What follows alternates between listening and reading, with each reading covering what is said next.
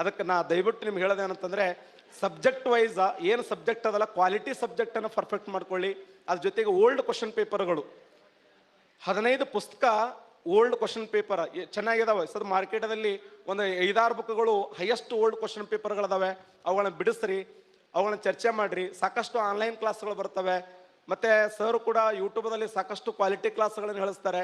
ಆ ಕ್ಲಾಸ್ಗಳನ್ನ ನಾವು ರೆಫರೆನ್ಸ್ ಮಾಡೋದರಿಂದ 100% ಸಕ್ಸಸ್ ಆಗ್ತೀವಿ. ಮತ್ತು ಇಲ್ಲಿವರೆಗೆ ನಾವು ಫೇಲ್ಯೂರ್ ಮಾಡಿರ್ತಕ್ಕಂಥ ಇನ್ನೊಂದು ವಿಚಾರ ಏನು ಅಂತಂದರೆ, ನಾ ಆಗಲೇ ಹೇಳೀನಿ, ಒಳ್ಳೆ ಅವಕಾಶಗಳು ಸಿಗಂಗಿಲ್ಲ ಸರ್ ಅಂದರು. ಆ್ಯಕ್ಚುಲಿ ನನಗೆ ಬೇಜಾರಾಗಿತ್ತು ಬರಬಾರ್ದು ಅಂಥೇಳಿ. ನನಗೂ ಮಾರ್ನಿಂಗ್ 6 ಗಂಟೆ 30 ನಿಮಿಷಕ್ಕೆ ಹಂಗೆ ಅನ್ನಿಸ್ತದೆ, ಇವತ್ತು ಕ್ಲಾಸ್ ತೊಗೊಳ್ಳೇಬೇಡ. ಒಂದು ಮನಸ್ಸಂತದ ಇಲ್ಲ ತಗೋ ಹುಡುಗರು ವೇಟ್ ಮಾಡ್ತಿರ್ತಾರೆ, ಇನ್ನೊಂದು ಮನಸ್ಸಂತದ ರಾತ್ರಿ ಮಕ್ಕೊಂಡಿದ್ದ ನಾ 3ಕ್ಕೆ ಮಕ್ಕೊಂಡಿನಿ ಏನು ಹೇಳಪ್ಪ ಅನ್ನಿಸ್ತದೆ.